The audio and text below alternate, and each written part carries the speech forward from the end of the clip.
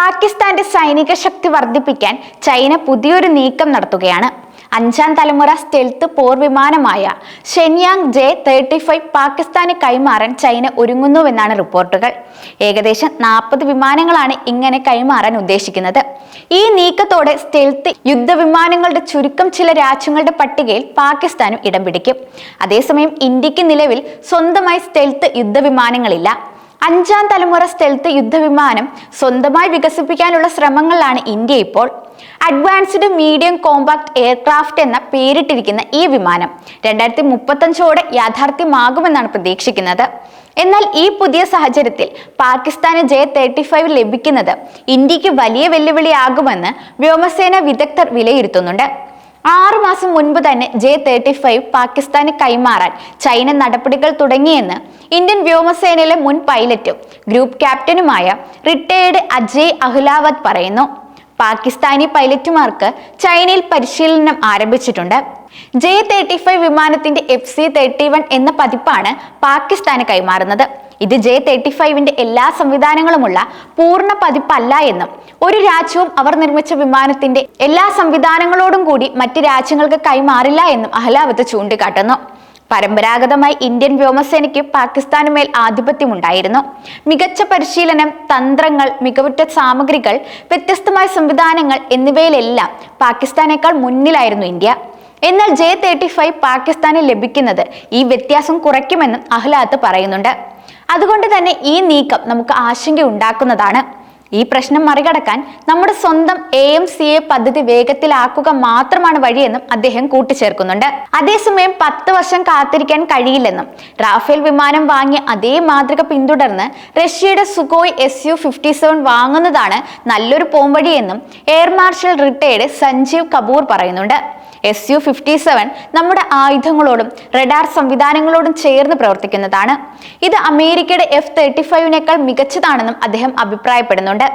Aero India പ്രദർശനത്തിൽ F-35ഉം Su-57ഉം ഉണ്ടായിരുന്നു. ഈ 2 വിമാനങ്ങളുടെയും കഴിവുകൾ വിലയിരുത്തിയവരുമായി താൻ സംസാരിച്ചിരുന്നെന്നും സഞ്ജീവ് കപൂർ വെളിപ്പെടുത്തിയിട്ടുണ്ട്. അതേസമയം പാകിസ്ഥാനെ മുട്ടുകൊത്തിച്ച ഓപ്പറേഷൻ സിന്ദൂരിൽ ഇന്ത്യ ഉപയോഗിച്ച മിക്ക സാങ്കേതിക വിദ്യകളും പ്രതിരോധ ഗവേഷണ വികസന സംഘടനയായ DRDOയുടെ നേതൃത്വത്തിൽ രാജ്യത്ത് വികസിപ്പിച്ചെടുത്തതാണെന്ന റിപ്പോർട്ടുകൾ നേരത്തെ പുറത്തു വന്നിരുന്നു. ഓപ്പറേഷൻ സിന്ദൂരിന്റെ സമയത്ത് പാകിസ്ഥാന്റെ ആണവ പ്രതിരോധത്തെ ഇന്ത്യ വെല്ലുവിളിച്ചിരുന്നു. ആണവ മിസൈലുകളെയും സാധാരണ യുദ്ധമുനകളെയും ആകാശത്ത് വെച്ച് തന്നെ നശിപ്പിക്കാൻ കഴിവുള്ള സംവിധാനങ്ങൾ ഇന്ത്യക്കുണ്ടെന്ന ആത്മവിശ്വാസമാണ് ഈ വെല്ലുവിളിക്ക് പിന്നിൽ ഉണ്ടായിരുന്നത്.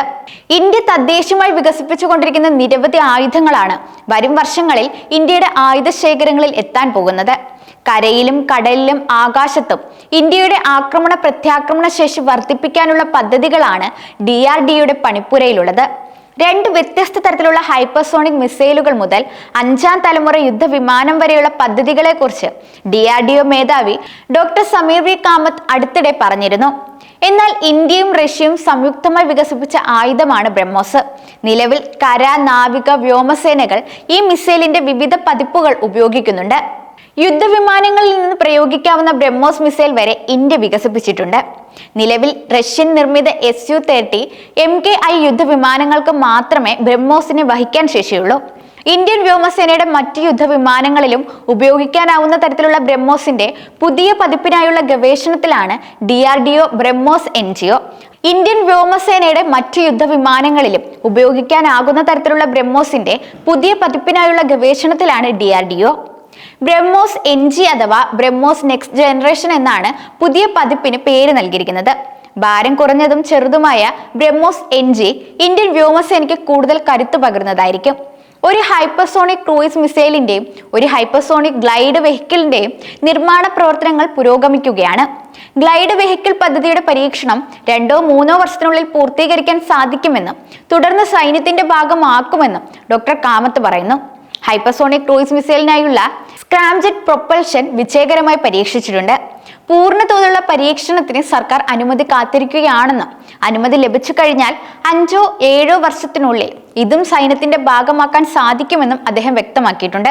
കൂടാതെ വായുവിൽ നിന്ന് വായുവിലേക്ക് തൊടുക്കാവുന്ന അസ്ത്ര മിസൈലിന്റെ പുതിയ പതിപ്പുകളിലൂടെ DRDO മിസൈൽ ശേഷി ആധുനികവൽക്കരിക്കുന്ന പാതയിലാണെന്നും ഡോക്ടർ കാമത്ത് പറഞ്ഞു. അസ്ത്ര മാർക്ക് 1 സൈന്യത്തിന്റെ ഭാഗമായി കഴിഞ്ഞു. കൂടുതൽ ദൂരപരിധി നേടാൻ സാധിക്കുന്ന മാർക്ക് 2, മാർക്ക് 3 എന്നിവ വികസിപ്പിച്ചുകൊണ്ടിരിക്കുകയാണ്. യുദ്ധവിമാനങ്ങളിൽ നിന്ന് ഭൗമോപരിതലത്തിലേക്ക് വിക്ഷേപിക്കാവുന്ന രുദ്രം മിസൈൽ ശ്രേണിയും വികസിപ്പിക്കുന്നതിനുള്ള പ്രവർത്തനങ്ങളും DRDO നടത്തി വരികയാണ്. രുദ്രം 2, രുദ്രം 3, രുദ്രം 4 എന്നിവ വികസനത്തിന്റെ വിവിധ ഘട്ടങ്ങളിലാണെന്നും അദ്ദേഹം വ്യക്തമാക്കിയിട്ടുണ്ട്. കുഷ പദ്ധതിക്ക് കീഴിൽ റഷ്യയുടെ Su-400 തുല്യമായ ദൂരപരിധി കൂടിയ സർഫസ് ടു എയർ മിസൈലുകൾ ഇന്ത്യ വികസിപ്പിക്കുകയാണ്. സുദർശൻ ചക്ര എന്നറിയപ്പെടുന്ന ഈ പദ്ധതിക്ക് സമാന്തരമായി ഡ്രോണുകളെയും മറ്റു വ്യോമ ഭീഷണികളെയും നിർവീര്യമാക്കാൻ ശേഷിയുള്ള ലേസറുകളും മൈക്രോവേവ് തരംഗങ്ങളും ഉപയോഗിച്ചുള്ള ഡയറക്റ്റ് എനർജി വെപ്പൺസ് DRDO വികസിപ്പിക്കുന്നുണ്ട്. ഇന്ത്യ തദ്ദേശീയമായി വികസിപ്പിച്ച advanced towed artillery gun system ഒരു മൊബൈൽ പതിപ്പിലേക്ക് മാറ്റുകയാണ്. കഴിഞ്ഞ വർഷം 814 ട്രക്ക് ഘടിപ്പിച്ച 155 mm കാലിബർ ഡോവ്ഡ് ഗൺ സംവിധാനത്തിലേക്കുള്ള ഒരു നിർദ്ദേശത്തിന് സർക്കാർ അംഗീകാരം നൽകിയിരുന്നു. ഏകദേശം 15,000 കോടി രൂപ ചെലവ് പ്രതീക്ഷിക്കുന്ന ഈ പദ്ധതിക്ക് പ്രതിരോധ പൊതുമേഖലാ സ്ഥാപനങ്ങൾക്ക് പുറമെ Tata, L&T, Bharat forge, Mahindra defence തുടങ്ങിയ സ്വകാര്യ സ്ഥാപനങ്ങളെയും പങ്കാളിത്തത്തിനായി സമീപിച്ചിട്ടുണ്ട്. ഇന്ത്യ ചൈന അതിർത്തിയിലെ ഉയരം കൂടിയ പ്രദേശങ്ങളിൽ വിന്യസിക്കുന്നതിനായി N&Tയുമായി സഹകരിച്ച് നിർമ്മിച്ച 25 ടൺ ഭാരമുള്ള ലൈറ്റ് ടാങ്ക് പദ്ധതിയെക്കുറിച്ചുള്ള വിശദാംശങ്ങളും ഡോക്ടർ കാമത്ത് പങ്കുവയ്ക്കുന്നുണ്ട്. സരോവർ എന്ന് പേരിട്ടിരിക്കുന്ന ഈ ടാങ്ക് ഇന്ത്യൻ സൈന്യത്തിന്റെ ഭാഗമാക്കുമെന്നാണ് പ്രതീക്ഷ. ചൈനയുടെ പാകിസ്ഥാനെ പിന്തുണച്ചുകൊണ്ടുള്ള ഈ നീക്കങ്ങൾ ഇന്ത്യയുടെ പ്രതിരോധ മേഖലയിൽ കൂടുതൽ ശ്രദ്ധ കേന്ദ്രീകരിക്കാൻ പ്രേരിപ്പിക്കും. ഇന്ത്യയുടെ തദ്ദേശീയ പ്രതിരോധ ഗവേഷണങ്ങളും വികസനങ്ങളും ഈ സാഹചര്യത്തിൽ നിർണായകമാണ്.